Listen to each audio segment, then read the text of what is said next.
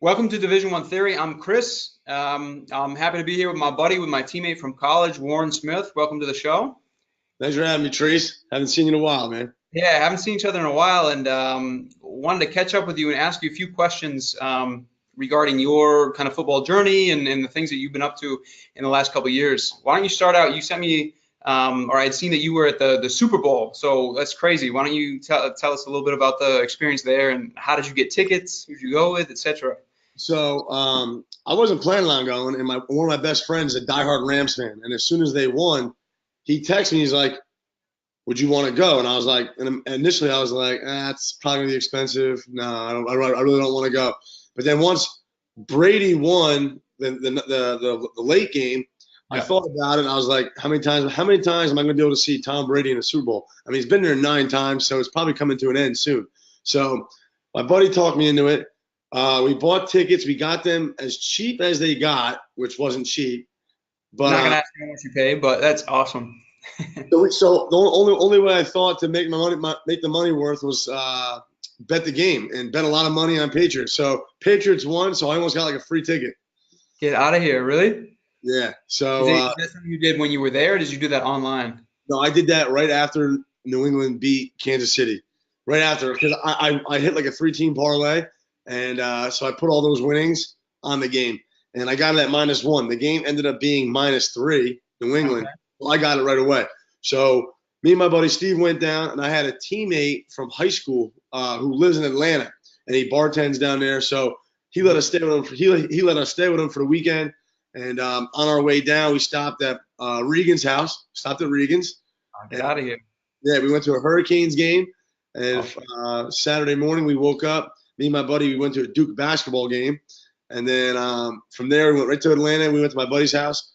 And then, did the whole Super Bowl experience. It was awesome. Atlanta was like, the city was like shut down because, they didn't want anyone getting close to the stadium. So we, on Sunday, we got there around like 2 o'clock, walked around, bunch of bars and stuff. And I met up with a couple of my arena teammates down there. okay, it's great. Yeah, it was awesome. It was awesome, You, man. you were you were rocking the TB12 jersey. Yes, I was. What did your buddies have to say about that? Well, I got mixed emotions. Everyone knows I'm a Brady fan, even though I'm a diehard Giant fan, and Eli Manning has his number every time they play. Mm-hmm. I respect Tom Brady, and I respect the fact that he continues his success. And I think as he goes and gets to more and more Super Bowls, I think he gets harder and harder, and he just continues to just excel. So to me, that's amazing. It's like LeBron James in basketball. Like he just gets to the finals, whatever team he's on. Like Brady gets to the Super Bowl every year and wins most of them. So Doesn't really matter what the typical fan wants, Brady to lose, LeBron to struggle. Like I like seeing greatness become even more greater. yeah. So that's why we went. We drove all the way down to Georgia. Miserable ride, even worse on the way back. We left on Monday at 7:30 in the morning. I didn't walk into my house in New Jersey until like 11. Then I Okay. had to go to school the next day and peg some kids with dodgeballs. Okay. So you've been playing since we graduated. I mean, our last year together was 2011. And we Yep. had a really successful year. You had a great year. We ended up getting, unfortunately, beaten pretty good by Georgia Southern. Georgia Southern, yeah. Beat us up. And you're still playing ball. So what have you been doing since then? I know that you had been in Europe. So take us kind of through your football journey and where you've been playing since college. So since college, of course the goal was to get to the NFL and stuff like that. But then you soon to realize that like the NFL isn't for everybody, and with especially me being 6 foot. So Coach Dot was one of our former coaches. Sure. Got me to sign up on this Euro player account and make it and go to and like try to go over to Europe because that's what he did. And so I made a Euro player account. Mhm. I highlight film, pictures, etc., height, weight, all that crap. It was like a profile, and I sent it to all the teams in Europe. And literally, we were at York Hall. Like I swear, we were at York Hall eating, and I got a phone call from the head coach from Dresden, and he's like, "Yeah, we want to fly you out tomorrow." And I was like, "Listen, I can't come right now. I got to graduate in 2 weeks." So I waited 2 weeks, and then literally 5 days after I graduated, I was on a flight out to Dresden, Germany. And when I got there, they were 1-2. I guess the quarterback was struggling a little bit, or maybe he got hurt or something. It was a mixture of both. And I got there on a Tuesday night, Wednesday morning, whatever it was. And then on Saturday, I was in a game. And so, like, I know, obviously with the terminology and the playbook and all that stuff, we had to, piece things together. And one cool thing that I thought our coach did, he told me to give him like 5 or 6 plays that I ran in college that I liked. Like of course, we like the shallow package, and like the screen game and stuff like that. So we installed like a base little package that what I ran in college, what we ran in college at University of Maine, and then we kind of just went from there. And we ended up winning like 8 or 9 games in a row. We went like 11-4, and and then we lost in the semifinals. And then so how long were you in Germany in total? I was there. I got there at the end of May, and I was there till October. Okay, so were you playing pretty much every weekend, or did you have a chance to travel around a little bit? Every weekend out there they have a game, but then there's a 2.5-3 week period where they have a summer break because not everyone gets paid out there. So we had a 3 week break. So that's when I went and like saw my family and stuff and went home for a little bit. And then but the thing is though, the reason I didn't go back, I mean, I loved it there, don't get me wrong, but I wanted to get into coaching too. So and obviously you get back in October, you really can't coach anything like high school or college football. So that's when I started looking at arena football.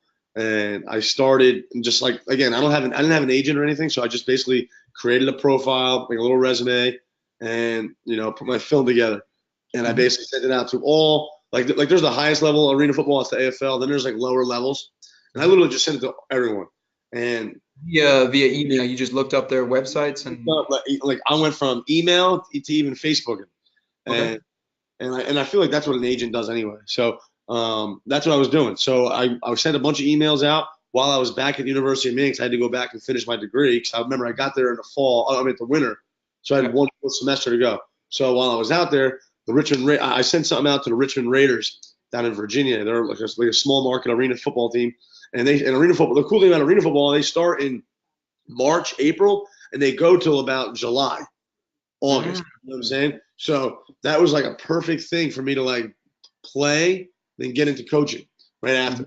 So obviously at the time I wasn't teaching full time. So in 2013 I played in Richmond, then I came back and I was full-time substitute teaching at Lacey High School. And, perfect, yeah. But I wasn't coaching. I was coaching at Kane University. So it's a Division III school up in North Jersey. So I was going back and forth because I knew the head coach because he ran a bunch of camps at the high school when I was playing. So I coached college football for a year, 2013. And then once that was done, it was like around November, December time. Then it gets back into the same routine, like look for a new team, try and play. And then I went from in 2000. So that's how it's kind of been since 2013. Like I play arena football in the spring into the summer. Then I coach high school, and I teach. So 2013, like I said, Richmond. Then I went to coach at Kane University. In 2014, there was a new team in Trenton, New Jersey, the Trenton Freedom, which was like 30-minute, 40-minute ride for me. So I did that 2014, and obviously teach. I taught every day too, subbing still. And so in terms of like the workload of the training, etc., like how often were you guys in arena football? Is everybody paid that plays? Yeah, everyone's paid in arena football. Yeah. So the lower levels obviously are lower money, and now the arena football, the highest level, it's pretty good money. It's almost like $1,400-$1,500 a game, and like the lower levels go from $300 to $400 to $500, depending on who wants to pay you more, stuff like that. But arena football right now is one set salary. And obviously, if the owners want to hand more money under the table, no one knows about that. So I've jumped around from Trenton, 2014, and Tampa in 2014 too. They have an AFL team. 2015, I got offered by the Spokane Shock out in Washington. So again, wasn't teaching, so I just went out there full time. So were you starting at all these places, or were you backup, or how was the? In Richmond, I was a starter. Trenton, I was a starter. Tampa, I was a backup, and then in Spokane, I went out there. And I had to compete for a spot, and I ended up hurting my knee in camp, and so I missed the first like 3 or 4 games. And between you and I like it was a close battle. It was close, like between me and this other kid who went to Kansas State. He's pretty good. And so he ended up starting, but then he got hurt. So we had like a quarterback carousel in 2015. Then I finally got back and I started like 8 or 9 games. And that's when I kind of set foot in the Arena Football League, like made a name for myself. Yeah, and then sure. 2016, I got a full-time teaching job. So now this came like an issue where full-time teaching, I can't just leave and pick up and go anywhere. So I started playing with these lower level teams around New Jersey, Pennsylvania, and asking for more money, obviously, because I thought I was worth more. So so I was with the Philadelphia Soul, but then I told them I got a teaching job, so they released me, and then I got on with this lower level Philadelphia Yellow Jackets, and they were giving me like $500, $600 a game cash, and I was still teaching.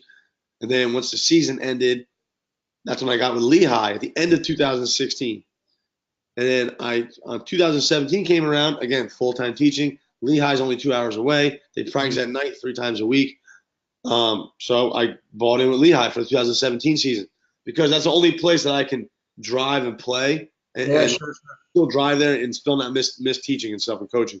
So so now, but remember, our season ends in like June, July for that year. It did for some reason. Does that mean early or how did you do that? I mean, were you going to school, teaching the whole day, and then did you guys have practice, or was this during? Practice at night, yeah. This is in spring, yeah. No, So but your practice for your high school team as well. well, yeah, well, that didn't interfere. Remember, we're in the springtime. Okay, so this didn't go all the way into the fall. Okay. No. So that's what I would do. So I would just, and once that season ended, then football starts. So, but the 2017 year ended kind of early for some reason, they're just scheduling and teams dropping or whatever. So our season ended like at the end of June, and the last month of 2017, the Washington Valor, who I played with last year, their quarterback got hurt. So the guy called me and said, I won MVP of that league in 2017. So they called me and they were like, we want you to come out and play the last 4 weeks for us, like as a backup. But it's extra money in the summer. As a teacher, you don't work in the summer really. So I was like, hell yeah. So I went down to DC in 2017 in the summer.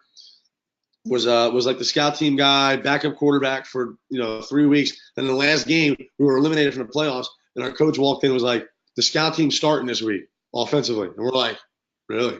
So went out there against Baltimore. We had I mean, and listen, our scout team was good. Don't get me wrong. Like one kid went to Washington, 2 kids went to Washington, 1 kid went to App State. Like there's a bunch of good players on our team, and we ended up winning. We ended up beating a team. Like we lost 3 straight, and the coach came in, flipped out, said the scout team's playing. We went in there and we beat them on the last play of the game. It was awesome. So that's what ended my 2017 season. So then going into 2018, the Washington Valor loved me, so they signed me back to 2018, and I just played the whole year this year, and I served as a starter for a couple of games. But then with my teaching schedule, because I've been so involved in arena football in the last 6-7 years, where they were willing to let me just back up and just show up to games. So I mean, Not even going to practice during the week. no, but I would have I would do these kind of meetings online and like with scouting reports and stuff like that. So because once you this is the thing with arena football, once you get in, it's a hard game to learn. It's different. So there's not a lot of people that just say, hey, I'm going to play arena football because that's what I want to do. Everyone that plays arena football wants to get to the next level. Where in my case, I kind of see the writing on the wall. Like the odds of me ever getting to the NFL or the CFL is very slim, especially with my schedule. And so I just love playing. So I just do the arena football because I can do both, and it gives me a reason to stay in shape. And obviously and I still get to sling the pill. You know what I mean? Of course, always. So how are you feel? I mean, you're 29 now? 28 right now, 28.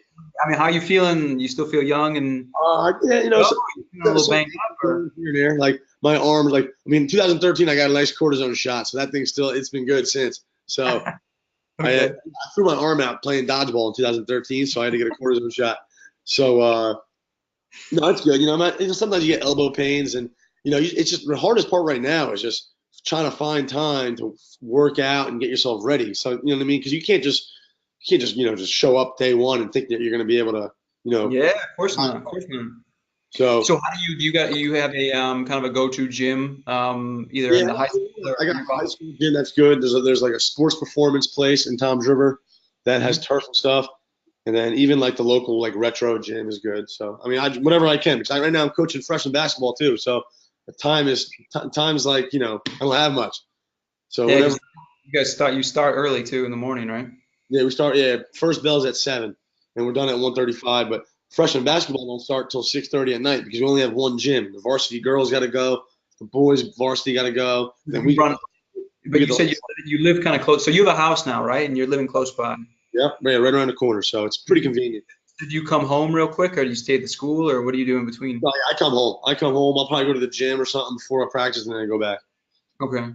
So let's switch gears here and go more towards coaching. So you're involved with the high school football team. What's your role there, and how have they been doing the last couple of years, and what are you guys looking to do in the coming season? Yeah. So I'm going into my 5th year coaching at Lacey, Mhm. and we started off my first 2 years. I really wasn't involved with the offense because we had another offense coordinator, so I was like working with outside linebackers and receivers and stuff like that. So the first couple of years we went 3-7. We were playing a very, very tough schedule. Like Lacey used to be a powerhouse back before me, and then my generation, we had a bunch of good kids.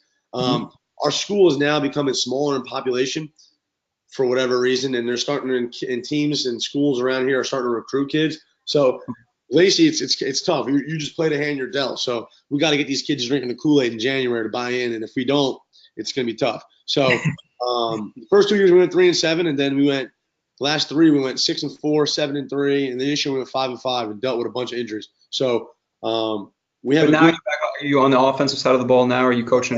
Now the last 3 years I've been the offense coordinator, Oh, okay. so quarterbacks, receivers, and stuff like that.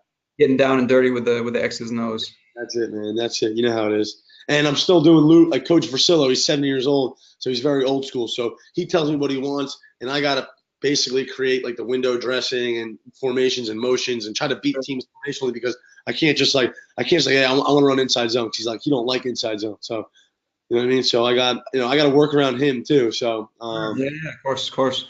it's all good. Yeah, it's really important. I mean, one of the big things that I want to push here with Division 1 Theory is to bring the knowledge that you and I were sitting in a dark room together for so long, up at Maine, learning the X and O's, really learning the X and O's of football and understanding how important it is to really understand the theoretical part of football, before going out and slinging the ball around. Because what Absolutely. I think, and again, you can maybe comment on this, is that when you are in high school and you're kind of a superstar player, you can beat people with your legs, you can beat people with your arm. But once you get to a good college school, once you get to say Division 1, where we had played, everybody's a superstar. Everybody's pretty physically fit, and you got to win, up here. Yeah, absolutely.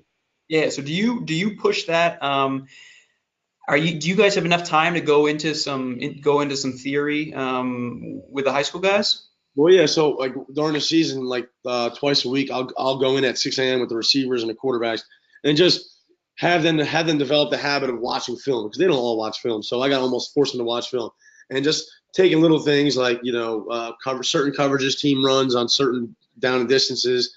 Just basically just game prepping and understand and trying to explain to them why we're doing what we're doing. We're not just because that's the play call. You know what I mean? Because things change week to week, as you know. So Of course. yeah, so we just, I just try to put our kids in the best possible situation week in, week out, watching film, and obviously understanding the kids you have too, because it's not like I'm at a college and I get to recruit. Sometimes you'll get a good kid, sometimes you'll get a good group of kids, and sometimes you get, like not so, bad leaders to say, like, you know what I mean? So right now, if like in the wintertime, right now we're just developing our kids in the weight room and trying to get them into the weight room. And then from there, once spring and the weather breaks, then we'll start getting to 7-on-7 and stuff like that. And then when the summer hits, we're full go. Do you have any suggestion in terms of like kind of basic strength and conditioning training for quarterbacks to stay fit? Anything to avoid or anything that you've noticed from your experience that's been good or bad? Well, as you get older, I think you got to start protecting your shoulder and your elbow. But when they're young and they're in high school, like if you just teach them how to lift the right way, like I mean, some kids have no idea how to lift. If you teach them the right way, like I believe a young kid can lift, do anything, do shoulders, do arm, do chest, do legs, do back. You know what I mean? So I try to like use our college workouts that we use Ah, and okay. simplify them for high school kids. Because you got to remember, like if I had every kid in the weight room every day, we would be very, very good. But when you're dealing with high school kids that do other sports, you don't get them in there every day. So you got to try to make sure, like in my opinion, you got to try to make sure they're hitting a squat or some sort of like deadlift, and then a bench. And we really work the neck. You know what I mean? We work the neck and the shoulder. Great. Yeah, it's really important. Because like the concussions nowadays, like I tell my kids right away, listen, you guys don't run fast enough or hit hard enough to force concussions. You guys just don't. So what happens is their head will snap back into the ground, and that's how the concussions happen, at least in high school. Mm-hmm. So we strengthen the neck, the traps, the shoulders, and like we stay. Well, Coach V stays persistent on the legs, and I mean we honestly we really don't even care about bench press. I mean, of course, you and I we love the bench press, so we take pride in that. But Coach V said he don't care about the bench press, so we just do whatever he thinks. And I draw up a plan, and we go and we lift 4 days a week. We try to, and just like we did in college, Monday, Tuesday, Thursday, Friday type of thing. Yeah. So. Yeah, that's great. What I find really hard out here in Europe, and I'm coaching here in Pforzheim, I'm playing quarterback as well, is that whereas in America, where everything is organized within a school, over here in Germany, and you had the experience over in Dresden, you see that it's a club sport, and there's always pros and cons. But the thing is that it's really hard to coordinate meetings with people, and it's really hard to demand, grown men that are working at families, etc., or kids that are in school and studying, which obviously takes top priority in this sense over here, to demand that they come 2, 3, 4 times a week, etc. So there's always that kind of constant struggle. I'm not sure how it was with you in Dresden, but that's definitely a tough topic with us over here, because we got a bunch of motivated guys, and we're really willing to. A lot of guys are really willing to sacrifice their time and for the betterment of the team. But there's also a lot of guys that just don't have the time or aren't willing to put in the time. They're working all day. You know what I mean? Like it's how it is. Yeah. So yeah. That's how it was in Germany too, man. Like it was like you got some of the younger guys that didn't have full-time jobs that were great. You know what I mean? But then you had some older guys like linemen that would just show up like 2 minutes before practice, come on in, and like just like show up, and and sometimes I had a bad day at work, and they don't even understand what I'm saying half the time because I speak too fast. So, they probably curse under their breath in German about me when I was yelling at them. So I was telling you, right out of college, I was getting after these dudes in Dresden because like that's just how we did it. That's how I was so used to it. Yeah, of course. But it was a good experience, man. I loved it out there. Yeah, it's great that you had that experience to come out and play. Okay, another question. You have a dog. What is your dog's name? My dog name is Eli. What kind of dog is it? He's a Lab Shepherd mix. He's a little undersized. He's currently just causing havoc in the house right now. Yeah, but named him after Eli Manning, obviously my favorite quarterback. So we have a bunch of nicknames for him. We call him Elijah. We call him call him Eli. So it's good. Currently, right now, he's humping something right now, so it's good. That's great. That's great. All right. We're about at the end here. I'd like to put you on the Division I hot seat. Got a couple questions for you. Going to spit them out and just see what you got. All right. Number one, we got like a spread right, doubles right, 2 receivers right, 2 receivers left. We got a 2 shell, cover 3 roll, coming down, blitz coming to the right. You got a audible backside strike post. Yeah. Who are you throwing to receivers in the last 8 years? Pick one. That we've played with in college or anyone? That you've been playing with. Who are you picking? Man, there's this guy that I played with last year. His name is Doug McNeil, and we got him mid-year, and he is an absolute stud. And he's 6'4", so I can overthrow it a little bit, and probably still come down. But yeah, Doug McNeil for sure, because that kid's a stud. Look him up because he might not even come back to the AFL this year because he had such a good second half of the year, and he might be in the NFL now. Crazy. Where did he play college play? Dude, he played at like an all-black school, like HBCU, but he was in and out of NFL camps. He was with the Seattle Seahawks for a little bit, went to the CFL, just never caught on. But he's a stud, man. He's 6'4", can run, can catch, tough, works hard. You don't usually see that too many times. Like when a guy's 6'4" and has all the pieces, there's something because they don't work hard, or vice versa, where you get an undersized guy that does all the little things that you want, but they're undersized and they've had to do that their whole life. So he's the complete package in my book. Great. Okay, yeah, I'll check him out. All right, question number 2. This is gonna be a tough one. Best defender that you've played against? Best defender I've ever played against. We could split this into two, maybe best pass defender and best kind of all around linebacker rusher Pass, type. the best pass defender I've played against, I think, in my opinion, was Trevor Costin at the University of Maine. Here I we thought, go. Okay. yeah, I thought he had the ball skills, the smarts, and just the awareness of being a safety and being a quarterback of a defense. And if I had to say pass rusher, there was these two guys in 2015 when I played against San Jose, Francis Maka and Jonathan Stewart. They were the nose and the middle linebacker. In ring of football, you only rush four, so it's like they can stunt like this, they can only twist like that, or they can follow each other each way. And let's just put it this way: I didn't leave my bed for 2-3 days after I played those guys. Or you could say Aaron Donald too, man, at Pittsburgh. That's another one I always forget Yeah, about. you sent me that picture a couple days ago. Him, eating you for breakfast when we played Pitt. Yeah, exactly. Monster. Okay. Last question. Probably the most important question. Any young guys watching this, what advice would you give to young players, yeah, who are really willing to put in time to play at the next level, and they're willing to work hard, etc. What would you, we can focus on maybe say quarterbacks. What would you tell them as advice from your experience to maybe do or not do? What I think, especially being at the high school level now, seeing the last 5 years, I would definitely not put all your eggs in one basket. Like I would not like just specialize in one sport, especially at the high school level. Because I think other sports, it will help you in that sport that you desire to play in. Like I played football, basketball, and baseball, and I can reflect back on my basketball career and my baseball career. There were things I took from those seasons that really helped me down the road in football, like with hand-eye coordination and agility and stuff like that, and touch and just normal hand-eye coordination. So the biggest advice I would say, not to put your eggs in one basket. Get involved, play as many sports as you can young, because it'll all help you in the end when you become specialized in a college atmosphere. When you're a basketball player, you're a football player. I think it all comes hand in hand. Yeah, that's a good point. I mean, you definitely see that with receivers, guys that had experience playing basketball, when they're able to really like box out their defender, it's almost exactly like playing basketball. And with hand-eye coordination, it's really, really helpful when they're playing more than one sport. That's a good point. Yep. All right, man. Well, I really appreciate you taking the time, and I think this is going to be interesting for a lot of people to check out. I hope everybody who's watching this enjoyed it. Check out Warren. He's continuing his career. Give us a quick update. Are you still playing ball? Yeah, I'm a free agent right now, so I'm trying to look at. There's a new Atlantic City team. The Washington team's still talking to me, so one of those two. We'll see what happens. The season won't start until the end of April, so I got some time. Okay. All right, man. Take care. All right, brother. Thanks for having me, man. Good seeing you. We'll talk soon. All right. Talk soon. See This you, thing bud. better save. I'm gonna freak out. How do I get out of this?